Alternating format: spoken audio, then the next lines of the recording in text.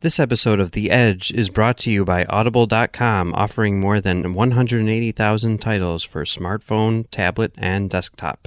To get a free audiobook of your choice and help Trek.fm at the same time, visit audibletrial.com/trekfm. And also by Enterprise in Space, an international program of the nonprofit National Space Society.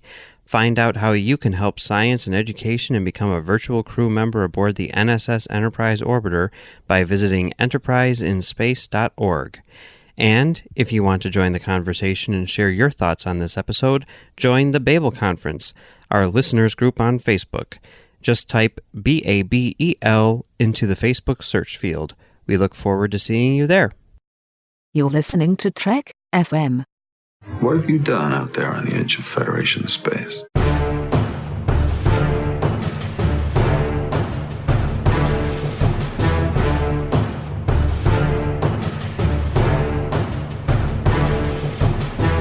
Hello and welcome to Tracks from the Edge, Trek FM show in which we provide audio commentaries for every episode of Star Trek Discovery and its spin-off-y type things. I'm Mike. I'm Max. And today we are providing audio commentary for Star Trek Short Treks Season 2, Episode 3, Ask Not. You sure about that 3? No, but right. I'm fairly certain. Yeah, because the first one was stuck in the elevator. Mm-hmm. The second one was the tribbles. Triple time. And now this is the third one. Yeah. Okay. You ready? Totally ready. Okay. We're going to give a countdown and start this episode up. And then after that is done, then we will start the episode. What? I got distracted because my computer started verifying something with Dropbox, which I don't even use. And I'm like, wait a minute, is this going to mess everything up? But it didn't. So it messed nothing up except your entire thought process. That's all it messed up. Okay. But these things happen. So you ready? If I got this straight, we're going to do a countdown and then start? Yeah, let's do that. All right. All right, ready? As long as we got all the details nailed down. A lot of moving parts to this. Okay, you ready? Yeah. 3, 2, 1, start. Oh, there's yellow alerts and voices and oh my god, and something is happening. Someone is under attack. Starbase. It's a starbase which is under attack. And okay, here's the thing. Right? Like as soon as okay. Let's back it up a bit. So that console just blew out and she was flung across the room. They do the little thing where you hear like the ringing in your ears to, suggest, like a very loud noise. I mean, like, I don't know if you saw Children of Men. Actually, I do know that you saw Children of Men. But, like, there's that line where Julianne Moore is like, you hear that ringing in your ear? Like, that's the sound of the nerve dying. And that's the last time you'll ever hear that frequency again. And so, like, they're implying that they caused permanent hearing damage on her here. In this simulation. This is the 23rd century. They got modern medicine technologies. They could just grow her new ears. I guess so. But as soon as you see Pike here, I was like, oh, so this is a simulation. Uh-huh. I mean, I'm not the only one, right? No, like as soon as the door closed, I was like, oh my god, Starfleet, you're such jerks. Like, what? This is, how many times have they pulled this, like, Shyamalanian, like, mind-bendy, like nonsense on their own people? It's like, oh yeah, the stakes can get pretty high. We've got to do these kinds of seemingly cruel experiments on people in order to verify that they'll be all right. Right. When stuff hits the fan. He even says, like, I know this may seem inhumane, but we got to know for sure.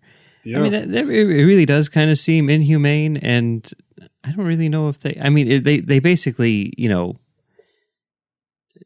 tell her, like, your husband's going to die, Oh yeah, and by the way, the people who are going to kill him are the same people who almost killed both of you a few Yes. months back. You know, Yeah. I mean, I don't know. I'm not too familiar with like psychology and PTSD and stuff like that, but I'm thinking like this is probably something that you don't want to do. I mean, I understand it's military, or maybe it's not. I don't know. Hashtag Gene Roddenberry's vision of the future. But this is one of those things where I want to like talk to someone in the military and be like, do they do this? Like because I mean, I wouldn't be surprised if they do. I'm just curious. Or is this like a line that they wouldn't cross ever? I would not be surprised if in the military there are drills that are not like explicitly stated to be drills in order to see how people respond differently when they think it might be real. That's one thing, but all of the experiments that we've seen, like the vast majority of these like false scenarios in order to test the people involved in them, the vast majority of them are directed at individuals.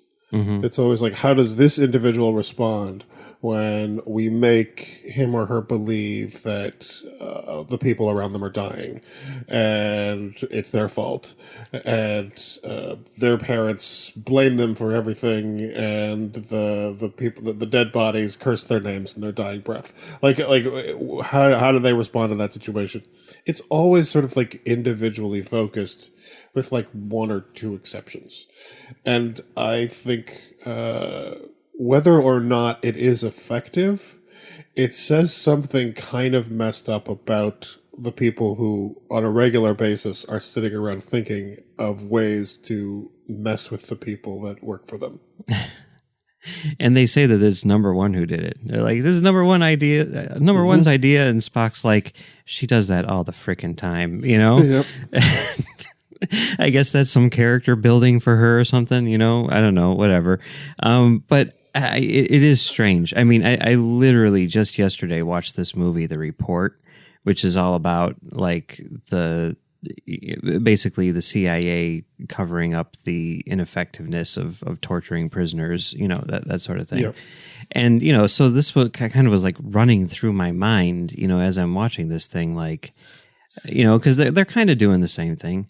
Also, by the way, if you have a prisoner who like holds out his like shackled hands and is like, let me go, I don't know if I would use the phaser in my hand to, you know, physically gesture no, because it seems like this you know, Starfleet officer would probably be capable of disarming her, you know? Like they always tell you, like, don't hold a gun next to someone's head because it's within arm's reach, you know?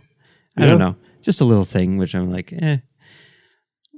And then he's like, sorry we had to do that to you. Don't worry, your husband's fine. Sorry we had to do that to you. Like he immediately starts apologizing. But here's the thing. I mean, like the idea is like, this is something we had to do, right? So theoretically, they do this all the frickin' time, right? Yes. So does word get out like sooner or later this will happen to you? I assume that there's some sort of like thing like, don't tell people that we do this, but like we all know like word's going to get out that like at some point in your Starfleet career they're going to pull some Shyamalan nonsense on you, and you're going to have to like keep it together during that process. So like if things seem too perfectly bad, you know, you might be in one of their little head games. Yeah. So like if it seems like an episode of Star Trek, if it seems like an episode of Star Trek or like Twilight Zone or like one of the better night galleries, just hold it together and don't let it fall apart, and you know, you might come out on top. Yeah. And sometimes you got to send Geordi to his death. I don't get that reference off the top of my head, but It's the one where Troy was trying to get into the command thing, and she had to pass that one oh test yeah, on the yeah, holodeck. yeah. But see, like But she she kept knew failing. though, right? She knew. She knew it was a simulation, but she Yeah. didn't know that the whole thing was like, oh yeah, you got to kill Jordy. That's the Yeah. whole test. Yeah. Once you kill Jordy, it's all good. Yeah. Yeah. Well. We just saw one of those dot droids. There's one of them out of focus in the background. Next month's episode is going to be all about the dots. It's kind of cool. Yeah, and they teased that with like the comment about a whole new universe, which I found interesting. Yeah, I mean, right now on the version that we're watching, we're seeing the preview for the animated short treks, the Ephraim and Dot episode, where it's tardigrades and robots playing together. I'm 100% down with that idea, by the way. Yeah. And it looks cool. And in the animation, it looks like they're doing that sort of like Resistance style animation where it's like, oh, it's CGI, but it kind of looks like it's hand drawn. And like when that shot of the Enterprise came up, I was like, ooh. Star Wars Resistance. You haven't seen it. Don't worry about it. So when that shot of the Enterprise came up, I was like, whoa, that looks great. But like the animation on the other one, the girl who made the stars or whatever it's called, that looks a little Nick Jr.-y to me. I don't know what's going on there. You know what I mean? No, I thought it looked kind of like higher concept, like we're going weirder with this one. Okay, well maybe that's what I mean, maybe they'll get into it, but like just like the animation of like the girl like running, I'm like I don't know, that's maybe it's just because I mean this is something which I've found, like anytime I've gone back and like watched for whatever reason like kids cartoons today which are like all CGI, you know, I think I'm like used to watching things like Clone Wars which are like extremely high caliber in terms of animation, right? So when I see like just a standard thing like Puss in Boots or something like that, I'm like, yikes, we are not at the point where we can do like CGI animation on a weekly basis. And, maybe I need to lower my expectations on that because, I mean, I guess when you think about it, like the animation which was being done in like Transformers or He-Man wasn't exactly stellar. It's just that's an aesthetic which we're used to, Yeah, I mean, I watch a lot of animated stuff, and I frequently find myself around like nieces and nephews and friends' kids, and they're watching their own shows, and every once in a while, I'm blown away by like how much you can get away with by just having like a really good designed character. Mm-hmm.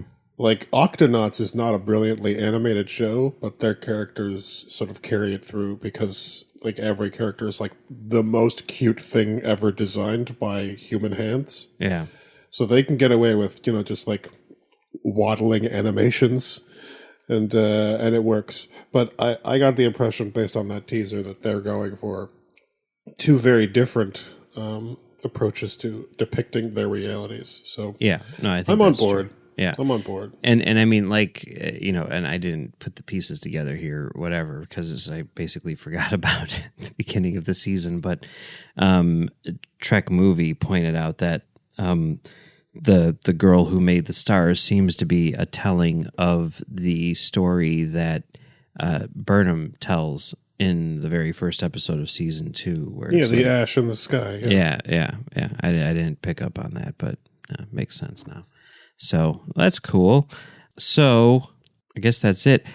Just to note, this episode was written and directed by two people who had never written for or directed episodes of Star Trek. The writer was Kalinda Vasquez, who has worked on a number of TV shows, including things like Nikita and Once Upon a Time and Prison Break and Fear the Walking Dead and Runaways and all that stuff. And it certainly appears that she is on staff for season 3 of Discovery. And the episode was directed by a guy named Sanji Sanaka, who is a music video director he's been making music videos for like 20 years now for people like Alanis Morissette, Common, Ashanti, Jennifer Lopez, Lauryn Hill, Tori Amos. So yeah, kind of cool that they're hiring music video people to do these things. We'd love to hear your thoughts on Discovery. The best place to do that is in the Babel Conference, our listeners group on Facebook. You can also find us on Twitter at TrekFM, and you can send us an email using the contact form on our website at trek.fm/contact. Choose to send to a show and choose The Edge. Max, where can people find you on the internet? I'm on Twitter at Max Hegel and other places I can't think of right now. Yeah, if you go to @JMaxHegel, you can find Max's visual interpretations of the timelines of Star Trek Discovery. Yeah, I'm working on a more detailed analysis so that I can explain it to people, because while I have worked it out, I haven't made a detailed graphic that shows all of it. And I'm probably going to have to do a video in order to explain it to you. I'm sure you will. So we should do that. You should do that. Yeah. Yeah. I can ask all my questions. Yeah, I was thinking about doing it on YouTube so that I could get you asking questions. Yeah, I can do that. And I could respond to those questions. Mm-hmm. That would be helpful. Okay, that's cool. Let's do that. All right. Yeah, on Twitter, I'm Mumbles3K, and I'm Mumbles3K on Letterboxd as well. And you can also find me on filmdamagepod.com along with you doing a show called Film Damage. We just released an episode which is a throwback from 6 years ago where we did an audio commentary for Charlie's Angels, and we also talk about our secret origins. So if you want to know more about why the two of us talk about Star Trek, go to filmdamagepod.com and check out that CTS Classic number 5, which is a Charlie's Angels commentary. We'd like to thank our associate producers, Norman C. Lau, Tony Robinson, Lisa Slack, Tom Puleo, Shoaib Mirza, Richard Rutledge, James Muldrow, Cornelia Reutner, Ryan Maillet, Chris Tribuzio, and Bryan Meloche. Thank you very much for your support. If you would like to become a patron of the network, go to patreon.com/TrekFM and sign up. All right. Copy that. Well, that's about it for this month. We will be back next month to take a look at 2 new short treks. Animated Trek. Finally, for the first time ever, animated Star Trek. Can't wait. Yep, and the teaser said a whole stories from a whole new universe, which makes me think that they're saying that animated Star Trek takes place in a different universe. Is that their way of sidestepping the canonical question about the animated series?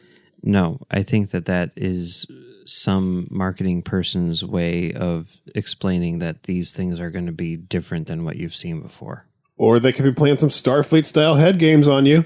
They could be. I guess we'll find out on December 12th. But I guess until then, they're just going to keep us on the edge of our seat. We use that one all the time, but, what else is there to say, edgewise?